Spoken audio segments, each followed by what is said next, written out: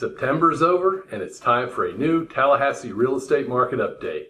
As with all things 2020, this does not seem like October in Tallahassee. Though the weather is wonderful, buyers are as active as they were in May, and we still have a chance to finish 2020 with the most home sales in the past 13 years. I've created some graphs that I will share with you now. They accurately depict current housing market conditions and make it possible to forecast what we'll see next in the Tallahassee real estate market.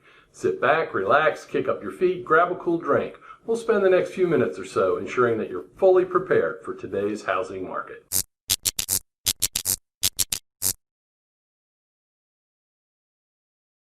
Hi, I'm Joe Manausa, author of The Business of Getting Business and the creator of Manausa.com, where I've helped tens of thousands of people buy and sell homes. I would like to help you too.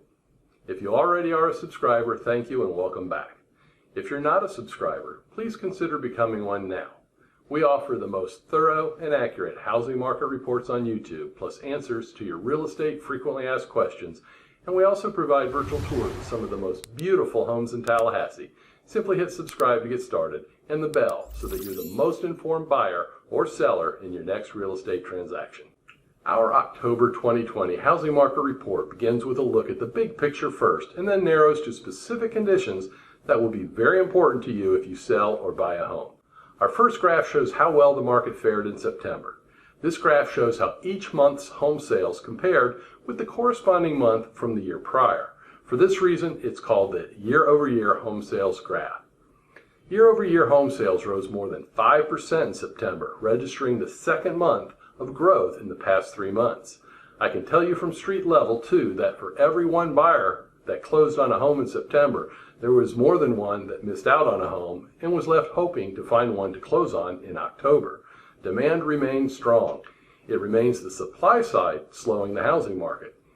We need more sellers to enter the market. Whether this comes from existing homes or the new homes market, we need more inventory. The next graph shows the number of homes sold during the first 9 months of each year. It allows us to compare the real estate market at the end of September with the previous 18 years, each through September as well. Home sales are down 2.8% in 2020 when compared to 2019 through September. When we compare 2020 to the past 18 years, it trails just 5 other years, and I don't recall dealing with a pandemic during any of those years. These two graphs show that the demand for homes in Tallahassee remains very strong. So next we'll look at two graphs that will help better show the supply and demand dynamic in the housing market. Take a look at this graph of current market conditions. It shows the supply of homes relative to the current rate of demand, so we call it the relative supply of homes. We measure relative supply in months of supply, meaning the number of months it would take to consume the current supply of homes for sale. In order to make this easier to understand, I'm going to assemble the graph piece by piece and show you what we're seeing. Here we see the red line shows the number of homes for sale each month. That's the supply. When we talk about supply and demand, the listings are the supply, and you can see how they've been trending down for nearly 15 years and have hit an all-time low. There's just not much for sale right now. Next, we have the green line. It shows the number of homes sold each month. That's the demand, and we can see demand has been generally rising since the market bottomed in 2012. These plots are the actual numbers posted each month. But if we convert these to trend lines, we'll remove seasonality and you'll be able to clearly see how the market is moving. This graph is the one-year trend of both supply and demand, listings and sales. The decline of listings is very clear, but the scale of the graph makes it tougher to see what's occurring with sales. For a moment, I'll remove the listings and scale the graph down so we can see sales stand alone. This makes it very clear that the number of homes sold each month has been trending higher. Now, let's get back to the graph containing both supply and demand. When we divide the demand into the supply, the result gives us the relative supply of homes shown in blue. Each month we record the months of supply of homes for sale based upon current listings and recent sales, supply and demand. Most real estate experts consider equilibrium or a balanced market as one with 6 months of supply of homes for sale. We spent very little time at equilibrium, and now for the past 6 years, the overall market has favored home sellers. Look at how glutted the market was from 2006 through 2014, where the relative supply of homes peaked at nearly 14 months of supply. Then contrast that with current conditions where the relative supply is so low. Now we take the 1-year average of the relative supply to remove seasonality, and we can see this plotted in yellow. Last month, I pointed out that the relative supply rose in August, and it was not normal. With normal seasonality, we see the relative supply of homes decline from July to August. In fact, it's only one of 3 times this has occurred in the last 15 years. Well, it's begun declining again, so right now we're going to consider it as a normal abnormality. Had we seen this rise again and then continue to do so in the following months, we would be witnessing a significant change in the market. In fact, it's how a new housing bubble would form. Right now, it looks as if it was just a hiccup and we're continuing to see the opposite of a housing bubble. The inventory of homes for sale is still declining. Don't worry, so long as we keep getting feedback, comments, and likes on these videos, we'll continue to post housing market updates regularly. Our subscribers will be able to see the next big market change happening before anybody else even knows it's brewing. The current supply of 3.4 months has buyers scrambling to find homes the moment they hit the market. It would be healthy for the market to see more inventory added. Now, finally, we put the entire graph back together and it all makes more sense, right? Right now, there are 3.4 months of supply of homes for sale, which is less than we had 1 year ago. You now should understand this critical information was derived from our study of both the supply of homes for sale as well as the current rate of demand. The relative supply fell in September, bringing the Tallahassee real estate market to its worst seller's market imbalance ever recorded. Help me get the word out to Tallahassee homeowners who want to move. Now is the time to sell. This table shows the relative supply of homes for sale in Tallahassee. Again, it merely means the supply of homes for sale relative to the current rate of demand. The relative supply of homes is a number that shows us the months of supply of homes for sale, the supply of homes relative to the current rate of demand. As I showed in the previous graph, the magic number we're looking for here is 6 months of supply.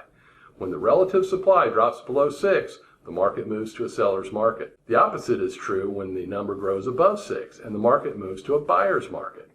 In this table, the red cells show seller's market conditions, orange cells show buyer's market conditions, and green ones show where the market is balanced. Overall, the entire market is undersupplied and all 4 quadrants in Tallahassee are in a seller's market. There remain many different pockets where a buyer's market exists. Southeast Tallahassee has an interesting trend forming. It's the only quadrant in Tallahassee where the high end has hit market equilibrium, but just below that price line, we see a pocket of homes from $450,000 to $550,000 that remain in a buyer's market. This graph was constructed in a manner similar to the home sales activity graph we dissected previously, with the exception of this one is limited to homes priced above $600,000. Unlike homes priced in the lower 90% of the market, the top of the market remains in control of buyers. There are far more high-end homes for sale than there are high-end buyers. But conditions are improving. As reported in last week's housing report, the top of the market is having a banner year. It's still a buyer's market for luxury homes, but less so than in the past. The market is enjoying the best conditions for selling a luxury home in Tallahassee than we've measured over the past 18 years. If you want to know where is Tallahassee moving, then this graph is the key. It shows the percentage of home sales that fall in each of Tallahassee's 4 quadrants, shown over the years. It allows us to find trends for where people are moving, and a new trend appears to be forming. Northeast Tallahassee continues to dominate home sales in Tallahassee, though we can see a significant decline occurring. What used to be more than 51% of all homes sold were in Northeast Quadrant is now down to below 49%. Northwest Tallahassee appears to be the beneficiary of the market movement away from Northeast Tallahassee. Currently, Northwest Tallahassee holds about 31% of all homes sold. That means 79% of all home sales are on the north side of town. The 21% on the south side of town breaks down to about 16% in Southeast Tallahassee and about 5% in Southwest Tallahassee. The next graph shows the supply and demand for homes in the Tallahassee housing market, arranged by price range. Tallahassee is in a very strong seller's market for homes priced below $400,000 and a strong seller's market under $550,000. We don't see a buyer's market conditions until we get above $550,000. The next graph shows the supply and demand for homes in Northeast Tallahassee, arranged by price range. Northeast Tallahassee is in a very strong seller's market for homes priced below $550,000 and a buyer's market above $550,000. The next graph shows the supply and demand for homes in Northwest Tallahassee, arranged by price range. Northwest Tallahassee is in a very strong seller's market for homes priced below $250,000 and a seller's market under $350,000. We don't see buyer's market conditions in northwest Tallahassee until we get near the $400,000 mark. This graph shows the supply and demand for homes in southeast Tallahassee, arranged by price range. Southeast Tallahassee is in a very strong seller's market for homes priced below $400,000 and a seller's market below $450,000 and above $550,000. We only see buyer's market conditions in southeast Tallahassee for homes priced between $450,000 and $550,000. Southeast Tallahassee might be poised to become the only quadrant in Tallahassee with seller's market conditions at all price ranges. We'll keep a close eye out on this for sure. The next graph shows the supply and demand for homes in southwest Tallahassee, arranged by price range. Southwest Tallahassee is only in a very strong seller's market for homes priced below $150,000. We don't see buyer's market conditions in southwest Tallahassee until we get near the $250,000 mark. Of all quadrants in our market, southwest Tallahassee is the furthest behind in the housing market recovery that began in 2012. Next, we'll look at how competitive each price range is in the Tallahassee real estate market. If you're thinking about buying a home or selling your home, this graph will show you what you should expect in the market today. It shows the percentage of homes already under contract in each price range. The higher the percentage of homes under contract, the tougher it is for a buyer to find a home. The green lines measure the number of listed homes that are already under contract with buyers, while the red lines measure the homes without contracts. Nearly 50% of all listed homes are already under contract, so whether buying or selling, you should know it's highly competitive out there and you need to be prepared in order to get the best deal possible. You should also know that there are so few homes above $600,000 that this graph ends up with a lot of volatility at the upper end.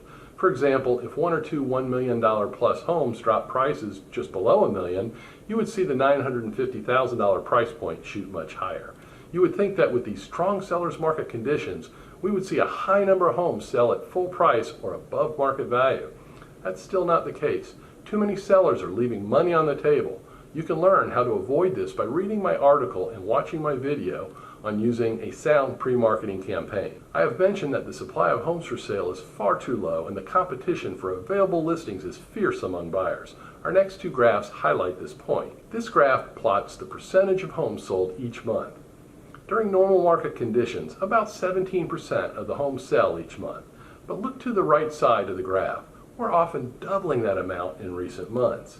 Each month, a red dot is posted to show the percentage of inventory that's sold. If there were no seasonality in real estate, we would expect to see about 1/6 of the homes sell each month, which is about 17% of them. However, seasonality is real and we do see sales rates change during the year. We expect to see roughly 4 months above 17%, 4 months near 17%, and 4 months below 17 months during the different times of the year. This graph makes it clear these are not normal times, and this has little to do with COVID-19. It's an inventory shortage that began 4 years ago and continues to worsen. When the market was coming out of its collapse, we went more than 8 years without a single month falling within the normal range. There were just too many homes on the market, and it was common for fewer than 1/10 of them to sell each month. Now, low inventory levels have created the opposite results. About 1 in 3 homes listed for sale sold in each of the past 6 months. That means when buyers go looking at homes, there just isn't that much out there, and the best priced homes are already under contract with other buyers. And that's what we see here. There are more homes for sale in Tallahassee that are under contract with buyers than ever before. That means slim pickings for the buyers and favorable market conditions for sellers. Nothing is more frustrating as a buyer than finding the perfect home, only to find out somebody else beat you to it. That's why I recommend you keep a close eye on the Coming Soon website, so you'll get an advanced warning before some of the best homes hit the market. I've included a link to this website below so you can get first dibs on new listings. Nearly 1/2 of all listed homes for sale are already under contract. The green line in this graph above shows that 48% of the current listings are already under contract, and the 1-year trend of the under contract percentage is at an all-time high of more than 42%. Let me make that clear.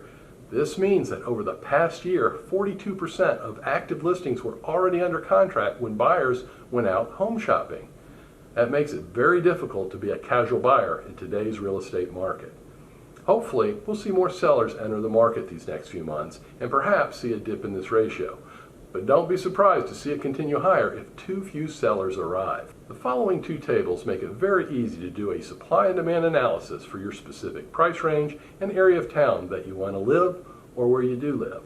Both tables segment the market by quadrant and by price range. The one on the left shows the average number of homes that sell each month, while the one on the right shows the current number of homes for sale. Let's start at the bottom right of each table. There are 1,215 homes for sale right now in the Tallahassee housing market, which is 5% fewer than the 1,284 we reported last month. There are 357 homes selling each month, which is 6% greater than the 337 we reported last month. When we divide sales into the active listings, we can see that nearly 30% are selling each month, which is about 60% higher than normal. These tables report fewer homes for sale while simultaneously revealing the rising demand from a growing buyer pool. It is strong evidence for buyers that they need to be ready to go when they're serious about buying a home. While you do not necessarily need to be in a hurry to buy a home, you do need to move with urgency when you find a home you would like to buy. When it's time to make a decision on a home, just remember that the market will have brought you to a specific home that you like because of its relative value, so you can be certain the market will have been bringing other buyers to compete with you. Don't make a weak offer.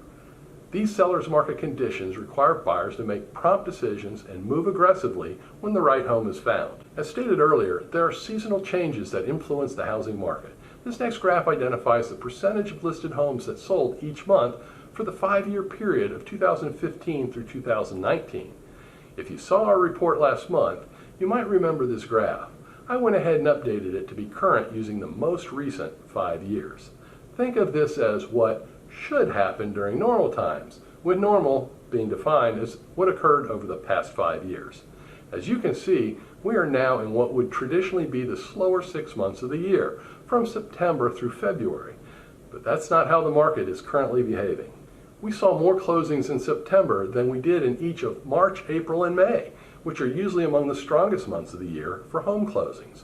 What's really interesting is that inventory levels have been so low over the past few years that only January is averaging fewer than 1/6 of the inventory selling. To put this into perspective, only 6% of listings sold in January of 2013 and just 7% in January of 2014.